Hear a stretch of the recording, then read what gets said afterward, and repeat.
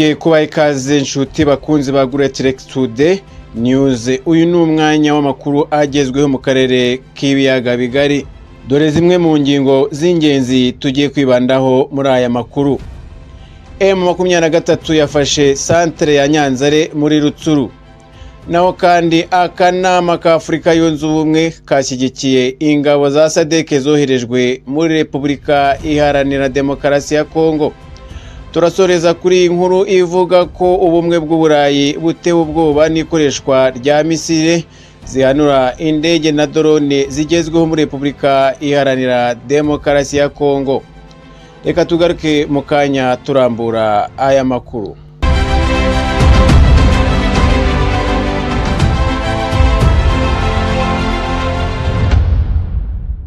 Twongeye kubaha ikaze mu makuru yacu arambuye, aho tugiye guhera kuri M23 yafashe centre ya Nyanzare muri teritwari ya Rutsuru. Umutwe wa M23 uvuga ko wafashe centre ya Nyanzare muri teritwari ya Rutsuru nyuma y'imirwano imaze iminsi ibiri ihanganyemo n'ingabo za Repubulika Iharanira Demokarasi ya Kongo FARDC ndetse n'abafatanyabikorwa bayo. Umuvugizi w'uyu mutwe yabwiye igitangazamakuru BBC ko umwanzi yahunze.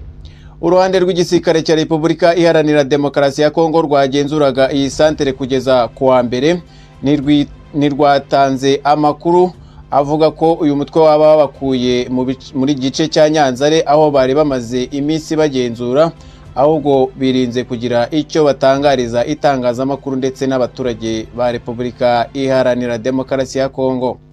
Lieutenant Colonel Wiringoma uherutse gufatirwa ibihano na ONU yabwiye itangazamakuru ko ubu bari Nyanzare ariko umwanzi yahunze agasiga ibyaha akoze bitandukanye muri aka gace birimo guhonyora uburenganzira bw'ikiremwa muntu.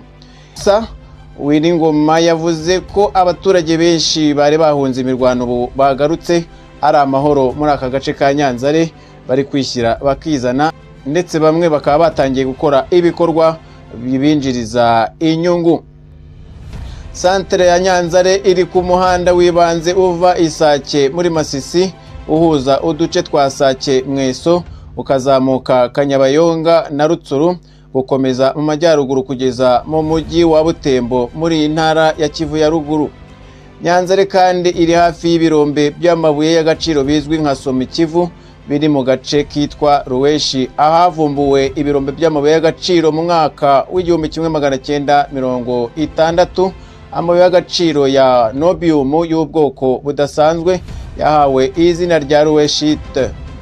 Imirwano ya Nyanzare yavuzwe cyane kuwa mbere w'iki cyumweru yatumye abantu batari bake bava mu byabo berekeza mu majyaruguru muri teritwari ya Ruwero nk'uko ibitangazamakuru bitandukanye byo muri Repubulika Iharanira Demokarasi ya Kongo bigenda bibigarukaho. Umuvugizi wa gisirikare wa M23 yabwiye itangazamakuru ko Nyanzare ariho General Sultan Makenga ukuriye abarwanyi ba M23 akomoka, ko kandi hari inzu ya se na ba nyirasenge, inzu z'inshuti ze ndetse n'ishuri harimo ndetse n'amazu atandukanye y'amafamiye akomokamo. Ibinyamakuru bimwe byo muri Kongo byemeje ko kuri uyu wa gatatu centre ya Nyanzare yafashwe na M23 nubwo iki gihugu cyangwa se biciye mu ngabo za Repubulika Iharanira Demokarasi ya Kongo ntacyo baratangaza.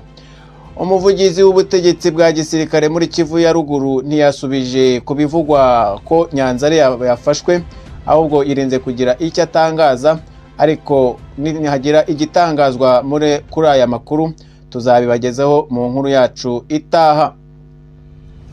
Ni mu gihe ku ruhande rwa M23 ivuga ko itagamije kwigarurira uduce twa Kongo, ahubwo ifata ahantu kuko ingabo za leta zitera ibirindiro byayo ari naho ziturutse, bityo rero ikirwanaho ibakura aho ngaho kugira ngo badakomeza kwigabaho ibitero banasatira ibice M23 iba iherereyemo. Ingabo za leta muri iki gihe zifatanyije mu ntambara n'ingabo za SADC zavuye mu bihugu bya Afurika y'Epfo, Malawi, Tanzania hamwe n'ingabo zavuye mu gihugu cy'u Burundi. umutwe wa M23 uzengurutse ibice bikikije umurwa mukuru wa Kivu ya ruguru Goma kuva Ikibumba mu majyaruguru muri teritwari ya Nyiragongo kugeza Isake mu burengerazuba muri teritwari ya Rutsuru, ni mu gihe kandi no mu burengerazuba hari u Rwanda n'ikiyaga cya Kivu mu majyepfo. Inzobere za ONU, imiryango y'ibihugu n'ibihugu bitandukanye bivuga ko M23 ifashwa mu buryo butaziguye n'ingabo z'u Rwanda, ibyo u Rwanda ruhakana, mu gihe izo nzobere n'ibihugu bivuga ko izo ngabo za Kongo nazo zifatanya n'umutwe wa FDLR urwanya u Rwanda, ibyo Kinshasa nayo ihakana yivuye inyuma. Iyi ntambara yongeye kubura mu mwaka wa 2021 imaze gutuma abantu babarirwa muri za miliyoni bava mu byabo mu ntara ya Kivu ya ruguru. Umujyi wa Goma wonyine uzahajwe n'ibibazo by'inkambi z'impunzi ziwukikije mu burengerazuba n'amajyaruguru kandi zikomeje kwiyongera umunsi ku munsi. Ni mu gihe kandi imiryango ifasha imbabare ivuga ko imibereho y'izi mpunzi yifashe nabi cyane kubera ubuke bw'imfashanyo iboneka ugereranyije n'uko bangana, bakavuga ko hatageze igikorwa izi mpunzi zakicwa n'inzara. Hashize imyaka hari imihate itandukanye yo gusoza iyi ntambara binyuze mu nzira z'ibiganiro, ariko nta musaruro biratanga kugeza ubu. Ariko amahanga n'ibihugu bitandukanye bikomeje kugenda bigira icyo bivuga ku ntambara iri kurebera muri Repubulika Iharanira Demokarasi ya Kongo. Dukomereze kuri iyi nkuru ivuga ko akanama ka Afurika Yunze Ubumwe kashyigikiye ingabo za SADC zoherejwe muri Repubulika Iharanira Demokarasi ya Kongo gukomeza intambara iri kubera muri iyi Repubulika Iharanira Demokarasi ya Kongo. Akanama gashinzwe ibibazo bya politike, amahoro n'umutekano mu muryango w'ubumwe bwa Afurika, Africa Union cyangwa se Union Africaine, kashyigikiye ubutumwa bw'ingabo za Afurika y'Amajyepfo zizwi nka SAMIDRC muri Repubulika Iharanira Demokarasi ya Kongo gufasha icyo gihugu kurwanya inyeshyamba za M23. Mu nama yako yabaye kuri uyu wa kabiri yiga ku kibazo cy'umutekano mu burasirazuba bwa Kongo, ako kanama kavuze ko EU ishimangiye ko ishyigikiye ubusugire bwa Repubulika Iharanira Demokarasi ya Kongo no kutavogerwa kwayo k'ubutaka bwayo kugira ngo M23 ihashywe. Ako kanama kandi kavuze ko gahangayikishijwe bikomeye n'ibitero bishya byatangiye kugabwa na M23 mu burasirazuba bwa Repubulika Iharanira Demokarasi ya Kongo, kandi ko kamaganye bikomeye imitwe ya M23, ADF, FDLR n'iyindi yitwaje intwari ikorera mu burasirazuba bw'iki gihugu. Aka kanama kandi kavuze ko gashobora gushyigikira SAMIDRC mu buryo bwo guha izi ngabo inkunga iturutse muri Afurika Yunze Ubumwe. Mbere y'iyo nama ibitangazamakuru bimwe byo mu Rwanda byari byasubiyemo ibiri mu ibaruwa bivuga ko ariyo Minisiteri y'Ububanyi n'Amahanga y'u Rwanda yandikiye ako kanama ku cyumweru yamagana ko u Rwanda rutatumiwe muri iyo nama kandi ari umunyamuryango wa Afurika Yunze Ubumwe.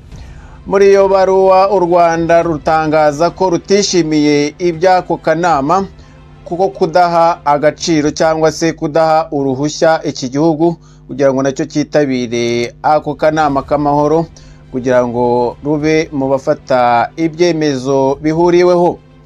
Ubutumwa bwa SAMIDRC muri Repubulika Iharanira Demokarasi ya Kongo ikorana n'urugaga rw'imitwe yitwaje intwaro kandi ikaba yarahagaritse inzira zo mu karere zo gukemura ibibazo mu buryo bwa politike. Tukeneye ko bikemuka kandi mu buryo bwa vuba. Ubutegetsi bwa Repubulika Iharanira Demokarasi ya Kongo bwakomeje kuvuga ko butazaganira na rimwe na M23. Ni mu gihe kandi mu kwezi gushize Perezida Felix Tshisekedi yavuze ko ahubwo ashaka kuganira na Perezida w'u Rwanda Paul Kagame, ashinja kuba inyuma y'ibikorwa bya M23. Ku ruhande rw'u Rwanda narwo ruhakana icyo kirego buvuga ko ibya M23 ari ikibazo cy'abanyekongo bagomba gukemura ubwabo. bugashinja ubutegetsi bwa Kinshasa gukorana n'inyeshyamba z'abanyarwanda za FDLR zikorera mu burasirazuba bwa Repubulika Iharanira Demokarasi ya Kongo. Ikirego nacyo Repubulika Iharanira Demokarasi ya Kongo ihakana yivuye inyuma.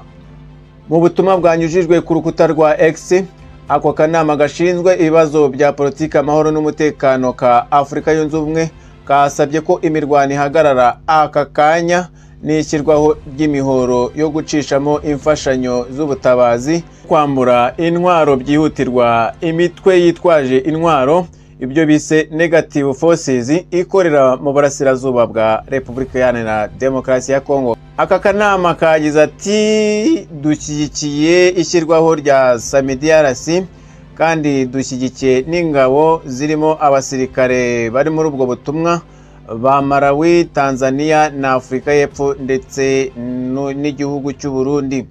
Aka kanama kanavuze kandi ko gashyigikiye imihate mu rwego rwa diplomasi, aho kuba igisubizo cya gisirikare nk'igisubizo gishobora gutanga umusaruro kandi kirambye ku kibazo cy'umutekano muke mu karere. Iki cyemezo cy'aka kanama ka Afurika Yunze Ubumwe kirabonwa nk'intsinzi ya diplomasi mu butumwa bwa SAMIDRC bwoherejwe mu burasirazuba bwa Repubulika Iharanira Demokarasi ya Kongo kuva ku itariki ya 12 z'ukwezi kwa 12 mu mwaka wa 2023 hagendewe ku masezerano yo gutabarana yo mu muryango w'ubukungu wa Afurika y'Amajyepfo uzwi nka SADC. Aka kanama k'umutekano kavuze ko mu gihe cya vuba kazasohora itangazo rijyanye n'icyemezo cyako cyo guha uburenganzira ingabo ziri muri ubu butumwa gukomeza intambara no kugaba ibitero ku mutwe wa M23, ari nako iyi myanzuro yako yitezwe ko izashyigikira inama y'abakuru b'ibihugu ba AU bashobora gufata icyemezo niba Afurika Yunze Ubumwe yatera inkunga ubutumwa bwa SAMIDRC. Intambara hagati y'ingabo za Repubulika Iharanira Demokarasi ya Kongo na M23 yongeye kubura kuva mu mpera y'umwaka wa 2020. Amakuru yacu kuri uyu munsi reka tuyasoreze kuri iyi nkuru ivuga ko ubumwe bw'Uburayi butewe ubwoba n'ikoreshwa rya misile zihanura indege na drone zigezweho muri Repubulika Iharanira Demokarasi ya Kongo. Ngo ubumwe bw'Uburayi European Union batangaje ko utewe ubwoba n'ikoreshwa ry'intwaro zigezweho zirimo za drone z'intambara na misile zifite ubushobozi bwo guhanura indege mu ntambara uyu muryango w'ibihugu ubona ko igenda irushaho kumera nabi. Mu itangazo ryo kuri uyu wa mbere, European Union yavuze ko imirwano ikomeje kwiyongera, ari nako ikibazo cy'ubuhunzi kiri gufata indi ntera, harimo kandi n'ibibazo birimo kugirirwa nabi, ubugizi bwa nabi bushingiye ku gitsina n'ibindi bibazo bitandukanye biri kubera muri iyi ntambara. European Union ntiyatangaje uruhande rukoresha ziriya drone, ariko oniheruka kuvuga ko itewe impungenge no kuba M23 ifite misile zigezweho zirasirwa ku butaka zihanura indege, mu gihe ingabo za leta nazo zimaze igihe zikoresha drone muri iyi mirwano. Kuwa mbere habaye imirwano mu bice bitandukanye bya teritwari ya Masisi na Rucuru mu ntara ya Kivu ya ruguru. Iyo mirwano yakurikiye inama yahuje abagaba bakuru b'ingabo z'ibihugu birimo gufasha igisirikare cya Repubulika Iharanira Demokarasi ya Kongo kurwanya umutwe wa M23, nayo itaragenze neza kuko M23 yaharashe ibibombe 10 aho hafi naho bari gukorera iyi nama. EU yavuze ko kwisuganya mu bya gisirikare no gukoresha ziriya ntwaro ziteye imbere muri iyi ntambara ari ibintu biteye ubwoba mu guha indi ntera aya makimbirane no kumera nabi kw'ibintu by'umwihariko hafi ya Sake na Goma. Biteye impungenge cyane kuko abaturage bakomeje kubikomerekeramo ndetse abandi bagahunga bagata ibyabo, bikomeje kuba ikibazo kiri ku rwego mpuzamahanga. Imirwano ikomeje gutuma abantu ibihumbi bahunga bakava mu byabo berekeza mu mujyi wa Goma n'inkengero zawo, aho imibereho y'abari mu nkambi z'impunzi yifashe nabi cyane nk'uko imiryango ifasha imbabare ibitangaza ikanatabariza abaturage batuye muri utu duce bahungiyemo.